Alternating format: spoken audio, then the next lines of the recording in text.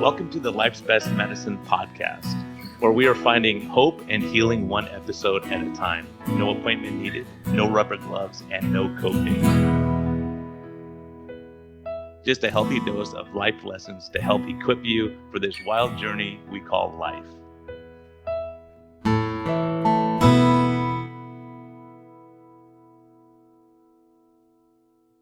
Hey everyone, this is a friendly reminder that we are here for entertainment purposes only. We may not even be that entertaining at times, but this is not medical advice. Talk to your doctor, check with your healthcare professionals before making any lifestyle changes or medicine changes. What we're talking about is our clinical experience and what we've seen. And so, if you really want our advice, you can consult us. You can actually consult me as a doctor, or you can consult my guest and get all your questions answered. But we can't give free medical advice because we can't pay our bills with that, but we can help to educate you a bit and allow you to think a little bit. And always reach out to your medical professional before making any lifestyle changes. Thank you.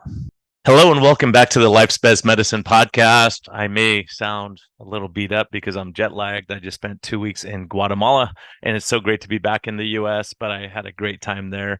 Just wanted to give you all an update on what we did over there with the Merlot Foundation. We had a great time and I just want to let you know the importance of the sponsors of this podcast.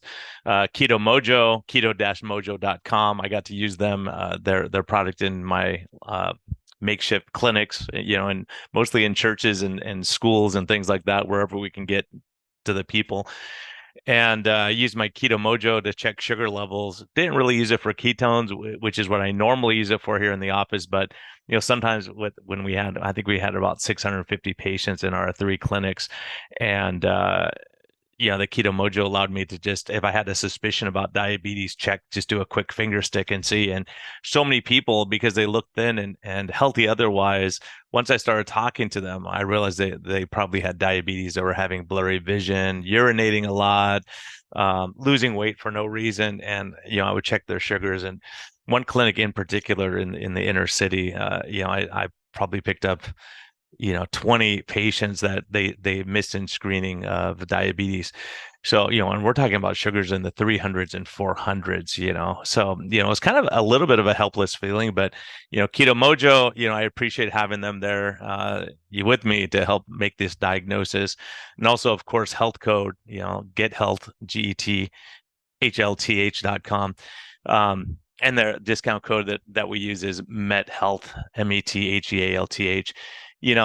Gosh, I wish I had Health Code with me there because I just didn't bring any this time, and there's such a huge need.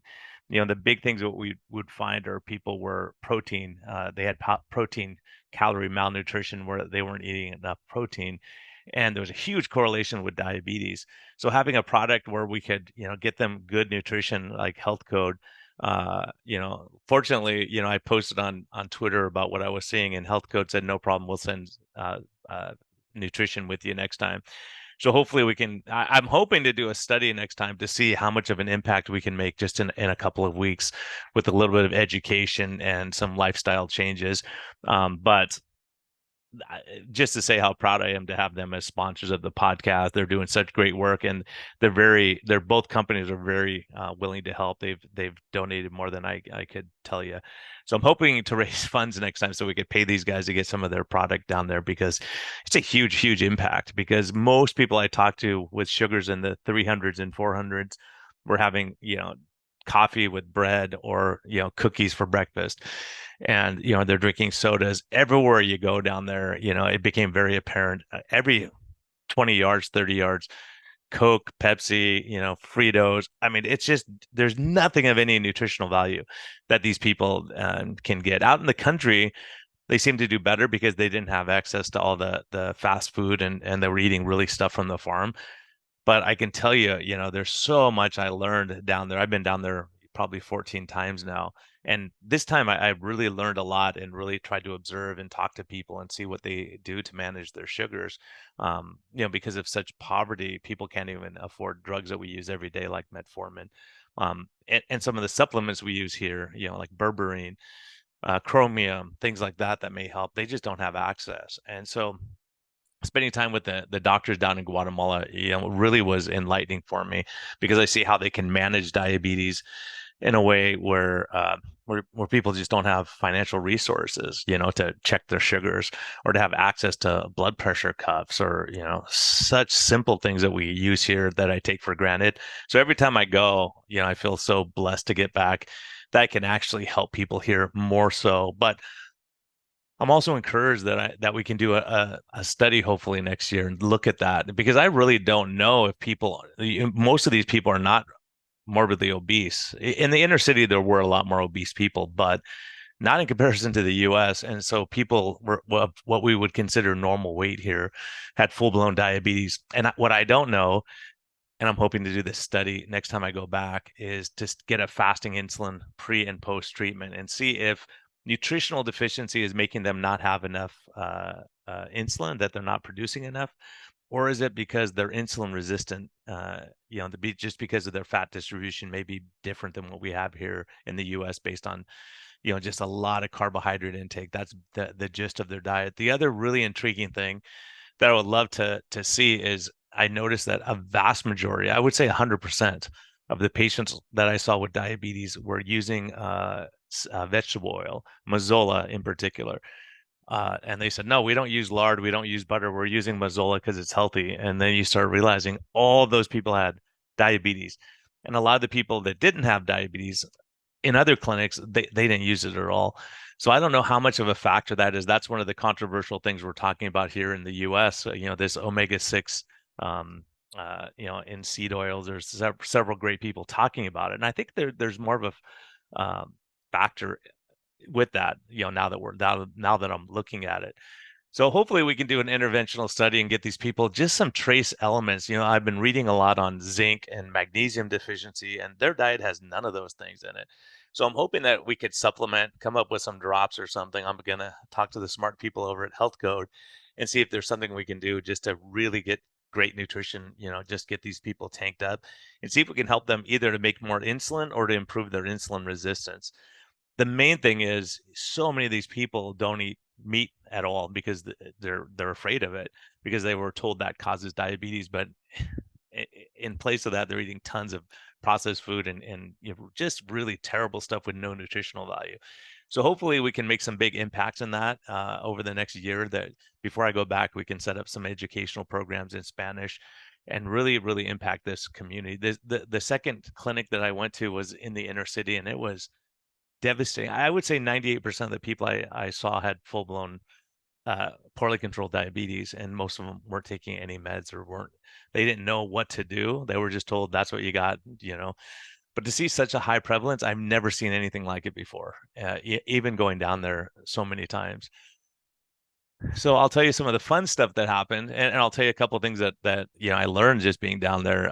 One thing that, well, I guess it wasn't that much fun, but we were heading into Guatemala, and they have guns and everything in the customs, and my wife was behind me, and the drug sniffing dog sat right next to her. We walked by a couple times. He sits right next to my wife. I'm like, oh no, this is not going to be good.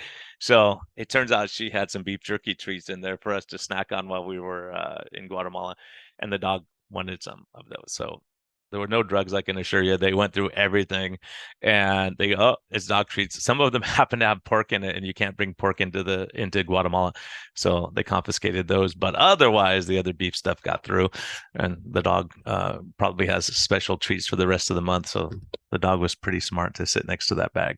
But anyways, it's not very much fun in the third world to have the drug sniffing dog sit next to your bag. It was kind of like, you got to be kidding me. You see these shows about what happens, and so anyways, that was fun. And on the way back, she got harassed again. They went through every single makeup, all of her stuff, and confiscated, I think, one of her brushes because they thought the tongs were too long on it or something like that. But other than that, being down there, seeing the Merlot Foundation and what they're doing, it's amazing. They had so many meds for people, and just we got to help out so many people to get their blood pressure under control. And really, the big thing was spending time with people and just hearing their stories and the devastation that happens. Families broken up, kind of what we're seeing in the United States, but to a worse extent. because a lot of times what happens is there'll be, a wife with 4 or 5 kids, and the husband takes off to the US to get a better life and then doesn't come back, stops sending money back. And, you see kind of a lot of the impact of that, a lot of the kids, without fathers or role models in the community, and then they start turning to gangs and going into to um, prostitution or drugs or whatever. So our team was amazing. Mark Hernandez, if you can go back and listen to that episode, he's a ER doc here from San Diego, just a great guy and had such an impact, and all the, just helping people. Mark and I got to do a little bit of the construction work one day before clinic, but we had a group of guys there who did real work down there, and they built a new kitchen for a kid with quadriplegia, and his grandma, who was raising him since he was a baby because his parents left when they realized what a difficult task it would be to take care of him. So grandma and grandpa, probably in their 80s, were taking care of him. Some other wisdom I got. I had one of my first clinics. There was a guy who was in his 80s, and I asked him, "What's the key to longevity? What's the secret to being in your 80s and living a hard life in Guatemala?" And he said, "You know what? I wake up every day and I thank God for what I have, and I go to bed every night thanking Him for another day." He said, "That's the key to longevity." And then 2 days later, I had a clinic, and I saw another older lady, and I asked her, "What's the secret to longevity?" And she said the same thing. She just said, "Love people and love God every day." She said, "That's what keeps you going." And I was like, well, that's kind of good information for us back in the States, because I think we forget those things, and, loving other people. And that's the thing that I saw. I was looking around at everyone that was on the trip with us, and they all loved well. They were, caring for people. Some people gave the shirt off the back literally to help someone that was in need, or took their shoes off and gave it to them. It was pretty amazing to see that, the kindness. And Aruna, who she was on the podcast before too, you could hear her story, but she comes from India, in a poor area, and she was so kind, giving people glasses to see kids. And one of the things that really never impacted me as much as this was the reality of, just work. If you're working in the field all day, just having sunglasses. So a lot of nice people donated sunglasses and reading glasses. So to see people go outside and smile and see their glasses, and they were so happy because they just don't have access, especially way out in the countryside. And again, the thing that's so interesting is, the farther we go out to the country, the less diabetes we see. If we're in the suburban areas, we see more, and in the city, it's almost 100% of people, 98% of my clinic. So you start realizing the impact, and you see all the same fast food we have here is there, McDonald's on every corner, Burger King, uh, you know, Carl's Jr., they're all there. Um, Kentucky Fried Chicken we saw. I mean, it's just incredible in the inner city how much fast food there is, and not a lot of really great nutrition. And clearly that's having an impact. So just talking to people about making some small changes, and I would say the same to us. If we could eat more protein and cut back on the processed food and sugars, we can make a huge impact on diabetes. The other thing I learned there, and last year I was in a very remote area, and one guy was telling me about all of his diabetes complications, with burning in his feet, blurry vision, going to the bathroom a lot. And he said, my wife makes me this tea, and when she makes me this tea, he doesn't have an access to check his sugars. But she says, when she makes me this tea, I feel better all the time. And he said, I haven't had it for a while, so maybe. And I checked his sugar, and it was really high. And so he comes back to clinic about an hour and a half later, and he says, look, and he showed me the leaves. I said, what are they? And it was a guava plant leaves, not the fruit, but the leaves. He said, when she makes me this tea, my sugars get better. And I said, oh, that's probably just folklore. And I went back to my hotel that night, and I researched, and I'm like, there's study after study showing it's beneficial, the guava leaf tea. And so this year I started talking to people about it. Tons of people would say, yeah, we know about that in Guatemala. So that's one thing, that when you don't have access to a lot of meds, or you say, well, can we add that into the diet? Can we just have, the guava leaf tea and see if that does things? And actually I had several people this time that were kind enough to drink the tea and then come back an hour or two later, and I could see significant drops in sugars. And I was really pleased that I could recommend that to other people there in Guatemala. Of course, this isn't medical advice for you. Go do your own research, talk to your doctor. But, that was just very interesting. And again, there's a lot of magnesium, zinc deficiency, vitamin D3. And so, just being able to supplement those, and, the people and our church were so kind that they donated tons of ibuprofen and Tylenol, things like that, that people just don't have access to. They're working hard in the field all day. So they were really happy to get that. And we were able to replace people's meds where they couldn't afford it. So those are things. And then also treating parasites. The other interesting thing that I just wanted to share with you was, I saw in one town a lot of people with vitiligo, and it was in a semi-remote area, like more of a suburban type setting. And I started thinking, like, how can we see this much vitiligo? What is it possibly? So I started researching because I know there's a high incidence of parasites there also. So I researched it, and there's studies showing that 83% of people with vitiligo had parasite infections, and that could cause an autoimmune, which is what it is, where you attack your melanin cells in your skin. So people have white patches everywhere, like Michael Jackson had. So you start thinking how many things that are autoimmune, like thyroid disease, type 1 diabetes, that maybe have a parasite as a causal agent of damaging the gut microbiome. And I think we're going to find a lot of information. I've really, since I got back, I've been looking at nutritional deficiencies in diabetes, and again, zinc and vitamin D3, and magnesium deficiency. And I'm looking at their food, and they just don't have a lot of those things. So those are things we can learn from and go back and maybe try, seeing how, if we intervene and try to get some good nutrition, how much we can help people. And people were very receptive. I think the big problem is big soda beat us there. And so a lot of people believe that you have to drink soda to have energy, and so people are coming in with sugars in 300 and 400, and they're miserable, and they're drinking a soda. I think, okay, let's just intervene on that and see what we can do. The other big, huge thing, and they're not sponsors of the podcast, but I really wanted to give them some props. Redmond's Real Salt has a drink called Relight, and LMNT is another supplement that's electrolytes and salt and magnesium, potassium, those kind of things. I had three patients at least. One was like really bad. We were about to send them to the ER. It's not easy to go to the ER there. It's going to take 10 hours probably to be seen. The poor guy came in. He couldn't hardly talk. He couldn't speak. And I had seen him the year before with poorly controlled diabetes. His sugars were in the 400 range at this time. Just can't afford medicine. Super nice guy, but he was just really weak. And he said, this is beyond what we can do here in the clinic.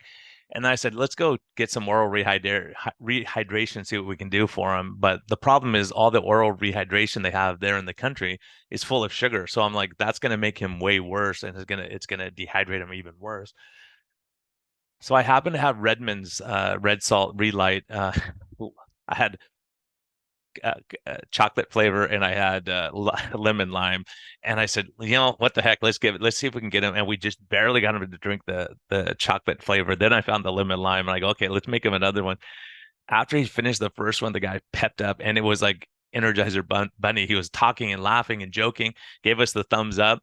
And the guy ends up walking out of clinic with, with his I have pictures of it, with his cane. Before he was in a wheelchair, he could barely even move. So he was profoundly dehydrated, and probably low on magnesium, potassium, salts, and all that. And just to see him tank up that quickly by something we think is so simple, we think, oh, maybe it'll help you if you're playing sports or something like that. But that poor guy walked 2 miles to get to our clinic, barely, and then they had to bring him in a wheelchair because he was so weak and falling down. And I had two others with really high sugar levels that we could treat with this. So I'm gonna hit these guys up. So Redmond's and Element, I'll be giving you guys a call before I head back to Guatemala. So hopefully we can work something out to get some good nutrition down there. I think combining that with Health Code and my Keto Mojo guys, and see what we can do to really benefit people. I would love to do a continuous glucose monitor, but the problem is no one down there has cell phones for the most part. I mean, that's a luxury that we have here in the States. So we'd have to figure out something down there that we can do to monitor that, and then hopefully I can get some funding, and we can get some A1Cs, 3-month sugar average, and uh, glucose monitoring, like a continuous glucose monitor somehow down there. If we can get a church to partner with down there or something, I think it would be a good time. And maybe we could even do it remotely, where we could do a month-long program and just get them the nutrition and the electrolytes and magnesium and all those kind of things to get them going. Um, What else did I learn? There was so much. I mean, I think really it was just so great to see the team, to see Carlos Merlot and Nora. They run the clinics down there and how kind they were to people and how hard they worked. I mean, it's a labor of love for sure. Just thinking about we spent like a whole day labeling medications that we just pack after pack after pack that we can get to people to help them out with their diabetes and blood pressure and pain levels and all that kind of stuff. Um, and just the logistics of getting the team around. And the other thing that really I thought about last year, if you listened to that podcast, when I got back from Guatemala, there was a big bus accident, or a car accident right in front of us, and we were the first responders, so we had to help people out.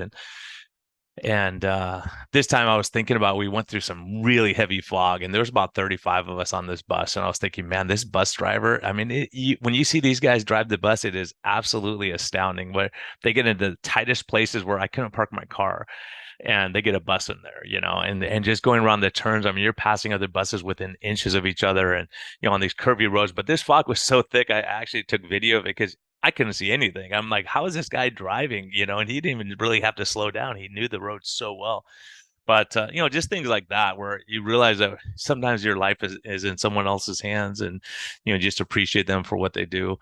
And Mark Hernandez was there. We both got a GI bug, and again, this is why I was so thankful for the electrolytes. I was in bed for a day one day, and that never happens. But we got some bad food somewhere or something like that, and I got on both ends. But just to have the electrolytes to get me going again really was amazing. And Mark did the same thing, and he was still in clinic, even though he had to take breaks every hour or so to go to the bathroom, just to survive. But just having the whole team, take care of us docs and take care of each other, it was pretty amazing. And just having my wife there behind me here on this picture was so great. We had so much fun just getting to goof around a little bit. And really, I mean, how hard she worked to get clothes to everyone and glasses and everything else was pretty amazing. So just wanted to give you a little update on my trip down there and things I learned and the wisdom of some of these people. And the other thing I would say is the kids there were not on their cell phones. A lot of the kids helped us in clinic. They helped us just to put labels on meds. Some of the ladies who worked there, they brought their kids, and what an amazing time, just having fun and enjoying each other and laughing and using my broken Spanish. But I saw the kids there playing soccer. A lot of times they're just using, a t-shirt wrapped in tape or something because they don't have a ball. The other thing that was amazing is one of my patients was so kind to make a bunch of sock animals, like elephants and cats and dogs and fish made out of socks, to see these kids be so happy to get that and appreciative of that. That all of her hard work, luckily we got some pictures of the kids so she can see the impact because she wasn't down there. But, just being so kind to do that and things that people donated and got to us down there. So hopefully, if you're interested in supporting the Merlot Foundation, I'll put the contact information in the show notes. And again, I'm so thankful to my sponsors that that next time I go down, I'll be able to take their products with me and really, really help people. And if you want to support companies like that, please go to health code get health gethlth.com and keto-mojo.com, and just support what they're doing. There's it's been no questions asked. They say, "What do you need? We'll send it to you." So I'm hoping to get funding this year to at least cover their costs so they don't have to go in debt to help us with our crazy endeavors that we do around the world. But thanks for listening, and I would say be kind to yourself, be kind to others, and also my message would be appreciate what you have. Give your thanks, give your appreciation, because man, I'll tell you, the first place we worked, the people didn't even have running water anywhere. They had to get buckets of water and go down and fill up their washing stations, and just to see how people live. And but what I did see is the closeness of the families down there. Everyone helps out, everyone pitches in, and you know these kids who are quadriplegic and paraplegic that people in the community would help. And and I would say that the appreciation was amazing. Like, I think I've been blessed, like so many people saying they're praying for me, and they're just the hugs and the rewards that we get. So if you ever have an opportunity to serve, go. It's scary sometimes to go into the third world. You can get sick and weird things can happen, and But man, the people are great. And that was another reminder I just wanted to share is that I went into what we call a red zone, our team. And it's a dangerous place where when you tell people from Guatemala we went there, they go, "You're kidding me. That's crazy." Like they don't go there. But to see the number of great people and kind people and people who are pitching in to help their community and so appreciative to have us there because that's where the need is the greatest. It was really something to see. So just want to encourage you, and it doesn't have to be down there. It can be in your community. There's tons of need here in the United States. Unfortunately, medicine, if we do medical clinics in the US, our malpractice doesn't cover us. And so some people ask us why we go down there and not do it here. That's part of the reason. But also, I think just being in another community and another culture where you can learn and, appreciate each other, it's pretty amazing experience. So it's good to be back in the US. I'm fully recovered and all good now. So we'll get all of our work done. And hopefully in the near future, I'll give you some information about my ex-partner now that we're going to be joined forces in Arizona. So hopefully that'll be our next podcast. And I do have a physical address there where I can see patients, so I'm kind of excited about that. And so I would say be kind to yourself, be kind to others, and thank you for listening.